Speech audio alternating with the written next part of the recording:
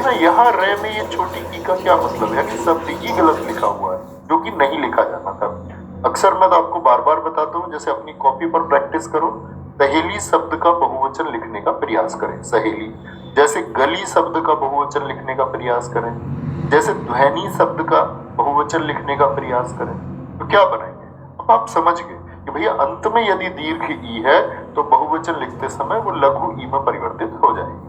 ठीक है, यानी दाएं हाथ की तरफ जो ई है वो बाएं हाथ की तरफ ई में परिवर्तित हो जाएगी। गलियां हो गया, गलियां हो गया, दुहेनियां हो गया, क्या हो जाएगा? दुहेनियां। अब यहाँ पर पहले से लघु ई है तो आवश्यकता ही ना बची उसको लघु करने की। आगे आते हैं, हम ताजमहल देखने जाएंगे। रेखांकित पद में कौन सा सर्वनाम है? निजवाचक है कि पुरुषवाचक है कि निश्चयवाचक है? दो विकल्प आ गए, निश्चयवाचक है कि अनिश्चयवाचक है? अनिश्चयवाचक है। तो हम ताजमहल देखने जाएंगे, सॉरी खा करने के लिए। आगे बताओ भैया, तो हम किस में आ जाएगा? देखो, जब निजवाचक का होता है जब स्वयं की, मैं खुद ताजमहल देखने जाऊंगा, ये बात है, मैं खुद ताजमहल देखने जाऊंगा। निश्चय में जब निश्चित वस्तु की बात करें कि मैंने आपको बताया था यह मेरी गाड़ी है, यह मेरी पतंग है। अनिश्चयवाचक में कोई कुछ आते थे, पुरुषवाचक हो। अच्छा मुझे बताओ, पुरुषवाचक भाई सर्वनाम के 6 भेद होते हैं, आपने इस कक्षा में मुझे बता दिया। अब मैं आपसे पूछूं कि पुरुषवाचक सर्वनाम के कितने भेद होते हैं, तो आप क्या बोलोगे? भैया पुरुषवाचक सर्वनाम के 3 भेद होते हैं। कौन कौन से होते हैं साथी बताइए जरा? उत्तम पुरुषवाचक, भूले तो नहीं हो ना, आज सब कुछ जिंदा है ना आपके जहन में, होना चाहिए। उत्तम, मध्यम और अन्य पुरुषवाचक। उत्तम पुरुषवाचक में कौन कौन आते हैं? मैं और हम, और साथ में उनकी जितनी भी कारक विभक्ति है। कारक विभक्ति, परसर्ग विभक्ति, कुछ भी बोले, कारक बोले या फिर बोल दे वो परसर्ग विभक्ति। जैसे कुछ शब्द बनाइए आप, मैं और हम की साथी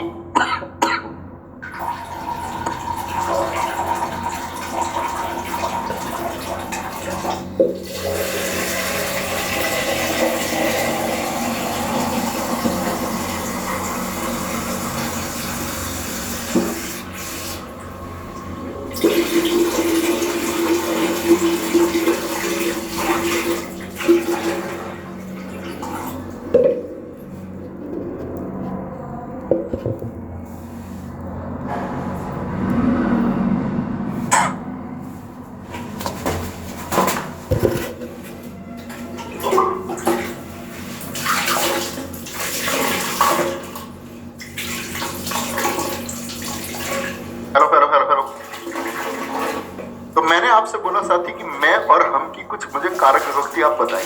मैं और हम से जितने भी शब्द बन सकते हैं वो सब पढ़ सकते हैं, बताएं मैं से क्या क्या बन सकते हैं। मैं सारे साथियों का देखना चाहूंगा। मेरा, मेरी आदि बनेंगे। जैसे हमसे बन सकते हैं हमारा, हमारी, हमको आदि जितने भी शब्द आप बना पाए। जैसे मध्यम में क्या आता है?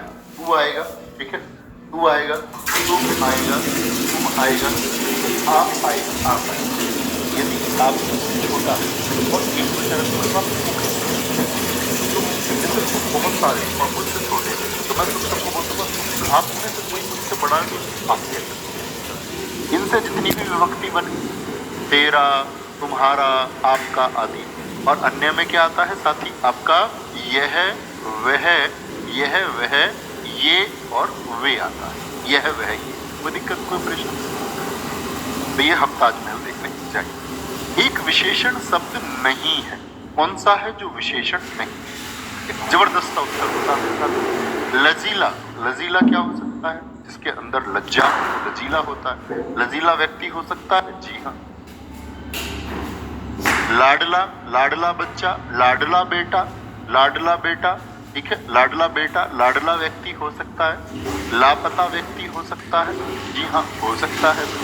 इन सब के साथ व्यक्ति का प्रयोग हो गया, यानी विषय का प्रयोग हो गया। और बचा क्या? लांछन। लांछन के साथ में आप प्रयोग नहीं कर सकते। लांछन के साथ में आप साथी किसी भी प्रकार का प्रयोग नहीं कर सकते जो विशेष्य। और जब विशेष्य का प्रयोग साथ में नहीं हो सकता तो विशेषण नहीं। सारे साथियों का मैंने उत्तर देखा। अमित गौतम जी, सी विकास, शिवानी गौतम, अर्जित, शिवानी सागर, कमलेश, फरहानाज और माधुरी, निधावी, शिवांगी, निखिल शर्मा। बहुत गजब। तो क्या क्या बोलेंगे भैया? ये हो गया हमारा क्या? आपका विशेषण। नहीं, निम्नलिखित में से सकर्मक क्रिया छांटी। सकर्मक क्रिया कभी गलती नहीं होनी चाहिए। आपसे वाक्य भी लिख दे, क्या बोलोगे? मैंने आपको बताया था कर्ता और क्रिया के बीच में क्या लगाएंगे, ठीक है? जैसे मैं बोल दूं, मैं यहां से एक वाक्य लिख लेता हूं, राम राम चलता है। एक कर्ता ले लिया मैंने और एक क्रिया ले लिया, इनके बीच में लगा दो, राम क्या चलता है, उत्तर नहीं मिलेगा, अकर्मक है। राम क्या सोता है, अकर्मक है। राम क्या मुस्कुराता है, अकर्मक है। राम क्या लिखता है, पत्र लिखता है, चिट्ठी लिखता है। क्या लिखता है? पत्र लिखता है या चिट्ठी लिखता है। ठीक समय पर आ जाना में कौन सा कारक है? ठीक समय पर आ जाना में कौन सा कारक है? क्या यहाँ पर कर्म कारक है? कर्म कारक की विभक्ति क्या होती है मित्र? को होती है। करण कारक की क्या होती है? से होती है। लेकिन उस से का अर्थ क्या होना चाहिए? के द्वारा, के द्वारा होना चाहिए। संप्रदान की विभक्ति को और के लिए दोनों होती है, लेकिन अर्थ हमेशा क्या होगा? के लिए, के लिए। और अधिकरण की विभक्ति होती है में और पर। क्या बोलोगे? में और पर अधिकरण की विभक्ति है। जैसे बड़े अच्छे दो आपको मैं वाक्य बताता हूँ। जैसे यहाँ पर मैं एक वाक्य लिखता हूँ, इन दिनों वह पटना है। इन दिनों वह पटना है, इसमें बताइए कौन सा होगा? इन दिनों वह पटना है, ठीक है? क्या बोलेंगे? इसमें मुझे बताइए कौन सा कारक होगा? जैसे दूसरा मैंने बोल दिया, भंवरा फूलों पर मंडरा रहा है। तो दोस्त मैंने एक बात बताई थी आपको कि भैया कभी भी स्थान आए, क्या बोले? कभी भी स्थान आ जाए। भंवरा फूलों पर मंडरा रहा है, स्थान आ गया यहाँ पर। कहाँ पर? फूलों पर। वो कहाँ पर है? पटना में है। तो मैं तो लिखा नहीं, मैं तो लिखा नहीं, लेकिन फिर भी क्या होगा? दोनों के दोनों किसकी पहचान है? अधिकरण, क्योंकि स्थान का बोध करा दिया और अधिकरण में हमेशा स्थान का बोध होता है। सब निम्न में से कौन सा भूतकाल के भेद में नहीं आता? तो भूतकाल के भेद कितने होते हैं? भूतकाल के कुल भेद कितने होते हैं? अगर मैं संख्या में पूछूं कुल भेद कितने होते हैं साथी आपका, तो आप कहेंगे 6 भेद होते हैं। अगर मैं आपसे पूछ लूं ऐसे ही वर्तमान काल के कितने भेद होते हैं? वर्तमान काल के कुल भेद आप कहेंगे 5 होते हैं। भविष्य काल के कुछ भेद मैं आपसे बोल दूं तो भविष्य काल के कुल कितने भेद होते हैं? 3 होते हैं। तो क्या बोलेंगे आप? तो भैया इस तरह से ये कुल 14 भेद होते हैं। हम तो परीक्षाओं में आते हैं। तो भूतकाल में क्या संभाव्य होता है? जी नहीं, संभाव्य तो वर्तमान और भविष्य में होता है। भाई संभावना किस चीज की रहेगी? जो या तो अब हो सकता है या भविष्य में हो सकता है। जो हो चुका उसकी क्या संभावना है? वो घटित ही हो चुका। अपूर्ण हो गया रहा था, पूर्ण हो गया आपका चुका था। सामान्य जिसमें समय का पता ही नहीं चलता, जैसे वह पढ़ चुका था, वह पढ़ रहा था या रही थी, ठीक है? सामान्य में क्या होता है? वह पढ़ने गई, तो समय नहीं पता चलता है, समय का पता नहीं चलता। एक होता आसन, वह पढ़ने गई है।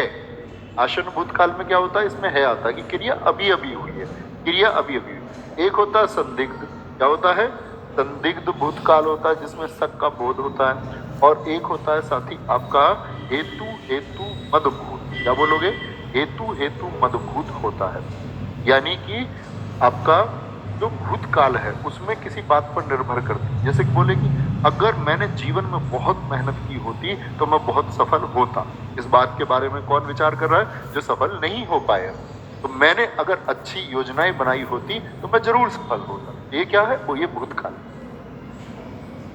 निम्नलिखित में से कौन सा भाववाच्य का उदाहरण है? मैंने पुस्तक पढ़ी और मैं बोल दूं मैंने अखबार पढ़ा, तो मैंने से नहीं बदल रहा, किससे बदल रहा है? कर्म से बदल रहा, तो कर्मवाच्य हो गया। पुस्तक पढ़ी जाती है और अखबार पढ़ा जाता है, कर्मवाच्य। आम खाया जाता है और यहाँ पर मैं बोल दूं इमली खाई जाती है। इमली, आम और इमली करता थोड़ी है। पहले मुझे बताओ, आम करता है कि कर्म है? सारे साथियों से मैं देखूं कि आज सारे छात्र जान भी पाए ना, पिछले 2-3 दिन से मैं आपको सिखा रहा हूं, करता है कि कर्म है? ये बताओ, आम करता है कि कर्म है? सारे दोस्त उत्तर देंगे तब आगे बढ़ेंगे। आम बताएं दोस्त, करता है कि कर्म है? सारे दोस्तों को उत्तर आया जी कर्म है, कर्म है, कर्म। ऐसा नहीं क्योंकि खाने का कार्य कोई और करेगा और जो करेगा वो करता है। आम तो एक कर्म है, आम खाया जाता है। इसकी जगह लिख दूं मैं कि इमली खाई जाती है। अभी क्रिया पुल्लिंग थी, फिर क्रिया क्या हो जाएगी? जैसे इमली से बनाइए, इमली खाई जाती है, खाई, तो आप क्या बोल जाएंगे कि भैया ये तो कर्म से बदल रही है, तो कर्मवाच्य, ये भी कर्म है, ये भी कर्म है, ये भी कर्म है, ठीक है। धूप में चला नहीं जाता, तो असमर्थता का बोध किसमें होगा? भाववाच्य में होगा। राम धीरे धीरे पढ़ता है में कौन सा अव्यय है? राम धीरे धीरे पढ़ता है, क्या इसमें संबंध बोधक अव्यय है? क्या बोलेंगे?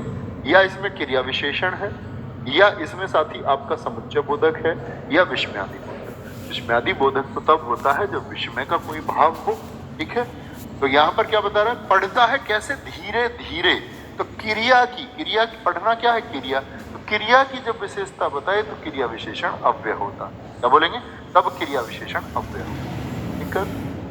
निम्नलिखित में से कौन सा शब्द है जो तत्सम है?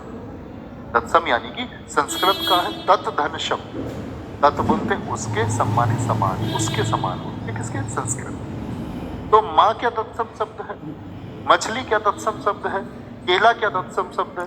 या अमूल्य क्या तत्सम शब्द है? बोलेंगे भी अमूल्य क्या तत्सम शब्द है? बोलेंगे हाँ जी, अमूल्य एक तत्सम शब्द है जिसका तद्भव होता है अमूल, अमूल होता है, अमूल।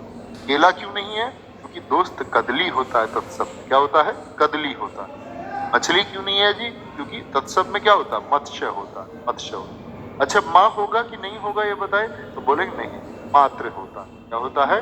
मात्र होता है, माता होता है, माता भी होता है, मात्र और माता दोनों। फलों के निम्नलिखित नामों में कौन सा फारसी भाषा का है? फलों के निम्नलिखित नामों में कौन सा है जो फारसी भाषा का शब्द है? आम, जामुन, केला और अंगूर, ठीक है।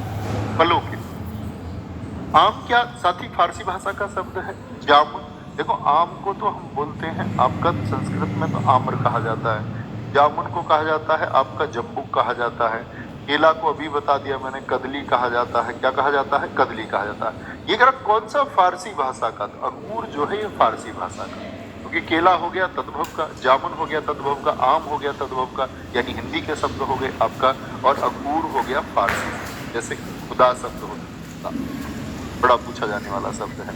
कि फारिश शब्द बहुत पूछा जाता है, किस भाषा का शब्द है?